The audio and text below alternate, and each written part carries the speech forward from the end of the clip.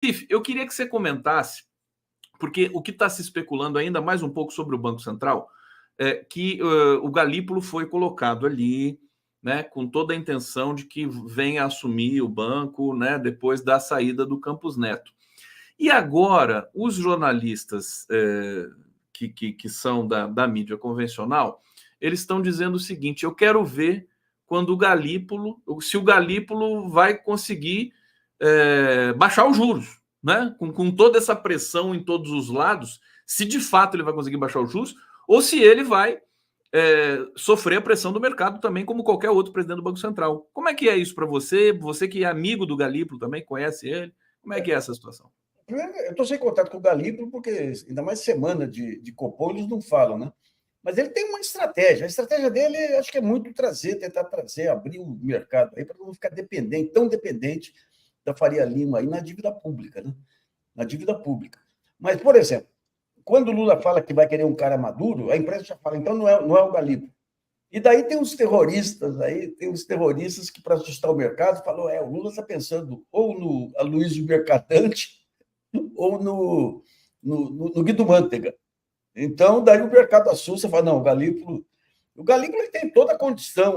Mas o grande problema é o seguinte: por mais bem feita que seja a estratégia de redução de juros, nós vamos chegar em 2025 com uma taxa de juros ainda próxima dos 10%. Então, se depender dos juros, a economia não deslancha. Daí a importância desse pacto nacional que o Lula tem que fazer aí com o setor produtivo. Ele tem que fazer isso aí. A Espanha fez isso lá atrás, aí ele tem que fazer agora aqui e chamar, inclusive, o mercado. O mercado é bom para ganhar dinheiro, aí ficar criticando. Vem cá, qual é a sua contribuição? Você vê que ninguém pensa como o Brasil. Cada qual pensa como o seu lado. Como que eu tiro aqui a minha casquinha? Então, tem que chamar o pessoal, mas de uma forma estruturada, aí, num grupo de trabalho, e falar qual vai ser a sua participação. Se vier aqui, se vier aqui a questão da neoindustrialização, aqui a gente vai exigir que fornecedores sejam brasileiros. Você põe dinheiro aí? Então, digamos, esse projeto de desenvolvimento é essencial para fortalecer o Lula em relação ao mercado e ao Congresso. Mas ele está meio teimoso, né, o Nassif? Você, inclusive, aproveita que você está em Brasília, vê se, né, já fala de uma vez para ele isso aí. O que você acha que impede o Lula de fazer isso? Por que ele hesita? Porque ele sabe, eu sei que você sabe que ele sabe. Ele sabe. Ele pegou uma situação muito complexa aí, com maioria, o pior Congresso da história. Esse o Lira aí, que é um Eduardo. Como é que chama o outro Eduardo aí? É um Eduardo Cunha número 2 piorado, né? Turbinado. Terrível, terrível. O Senado, aquele senador, o presidente do Senado, não é confiável. Já tinha. O Lula sempre teve receio, digamos, de espicaçar o meio militar também. Ele pegou o país enrolado. E eu acho que um dos pontos centrais aí foi a perda de fé na intuição dele. Porque o Lula lá atrás, o discurso que ele fez aqui, vamos fazer que nem em 2010, que terminamos o último ano com o país estourando. Tá, mas em 2010 você teve um boom do preço das commodities, agora você não tem. É diferente. E o Lula, você vê, ele foi muito. Deus ajudou muito ele, quando jogou o preço dos commodities lá em cima. Se fosse outro governo Fernando Henrique e tudo, não teria aproveitado de nada aquilo. O Lula aproveitou, foi um sucesso de gestão de 2008 a 2010. Então, ali, ele passou a acreditar 100% na intuição dele, a ponto de colocar Dilma, que era inexperiente politicamente, como sucessora, e, de repente, o mundo desaba. Ele foi desatento, por exemplo, na indicação de ministro do Supremo, porque não tinha informação sobre o que o Supremo poderia fazer. Quando vem o Mensalão e ele perde o Dirceu e perde o Genuíno, são justamente aquelas figuras dentro do PT que tinham visão estratégica. Então, ele achando que a intuição resolvia tudo. E cá para nós, quando ele estava com 80% lá de popularidade, eu lembro que quando ele deu câncer na garganta, algumas dessas nossas amigas, analistas políticas, falaram: agora a oposição tem chance, porque o Lula não vai conseguir falar. Tal era o poder do Lula. E, de repente, cai o mundo em cima dele. Você tem um impeachment sem crime sem crime, você tem ele preso, tudo que ele passou lá, perder a esposa, perder neto, perder irmão, ser chamado de corrupto e tudo. Então ele sai de lá digamos, com menos fé na intuição dele. E sai, cá para nós, o que ele fez em 2022 foi um baita de um serviço prestado ao país. Né? E depois não teve mais saco para esse dia a dia da política. E daí fez escolhas erradas, eu acho. Esse ministro das Minas e Energia vai dar trabalho ainda, a Casa Civil vai dar trabalho. Eu acho que a gente, Horácio, desculpa te interromper, mas assim, você viu a fala dele na posse da Magda Chambriard? Vi. Foi mais uma fala histórica. Sim, eu achei que ela foi assim, perfeita. Parece assim que o Lula está de posse de todo o seu sentido, de toda a sua importância. Ele está certo, ele fala o que tem que falar. Agora ele está isolado, não é? Então, vamos pegar um caso aí.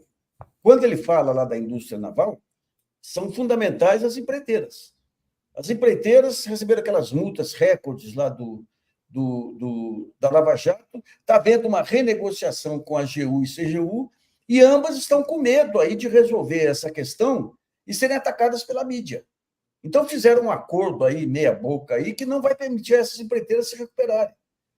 Então, é esse que é o ponto, sabe? Não tem, digamos, o primeiro ponto é o Lula mostrar vontade. Agora ele mostrou. O primeiro passo foi dado.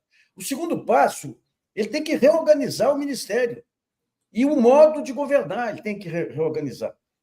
Ele tem que ter. Ele acha que se tiver grupo de trabalho aí, o cara do grupo de trabalho vai querer ser um mandão aí. Não, não é assim. O grupo de trabalho tem que responder diretamente ao presidente, senão não tem eficácia. E é o presidente que define o que quer e recebe o relatório do que chegou lá. Mas o grupo de trabalho organiza todas as informações e dá uma entrega muito mais efetiva.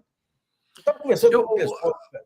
A impressão que dá, né, Nassif? Desculpa, mas a impressão que dá é que assim, Lula está esperando as eleições municipais e com bastante esperança da nossa parte que a segunda metade desse mandato dele, porque é muito perigoso, né, Nassif?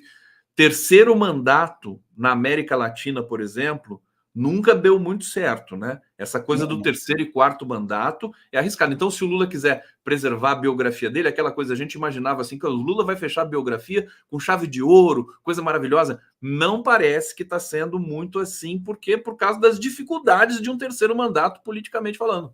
Isso. E até agora, até semana passada, falta de vontade nítida dele. Agora ele está recuperando a vontade. Ele tem uma coisa também, se ele quer deixar a biografia, esse terceiro mandato pode consagrar ele como o maior presidente da história ou pode reforçar a versão daqueles que dizem que ele se deu bem em 2010 por conta do boom das commodities lá. Né? Então, esse é o ponto. Mas o ponto principal é modelo de gestão e se cercar de gente boa. Por exemplo, quando você fala... Eu conversei hoje sobre o pessoal que está acompanhando a neoindustrialização. Você tem lá um sujeito que está indo muito bem, que é o Wallace Moreira, aí, ele faz entrega, né? Mas, de uma maneira geral, é tudo emperrado. Você pega o secretário executivo do Alckmin, que é um ótimo cara, meu amigo pessoal, o Márcio Elias Rosa, que foi procurador-geral de São Paulo. Como procurador-geral, é tudo na defensiva. Ele não joga para frente, ele joga para prevenir o que pode acontecer aqui e ali. Então, você vai cheio de dedos. O tal do apagão das canetas. Né? Quando você pega o Messias, que é um ótimo AGU, medo também de qualquer coisa. Aí a imprensa cair matando e ter a criminalização. Então, o que aparece, existe uma penumbra, né? Uma sombra de medo que permeia todo o governo, ainda a esquerda brasileira, que foi rompida com o caso do PL do estupro, porque as mulheres responderam com muita força, a oportunidade fantástica da esquerda retomar o protagonismo.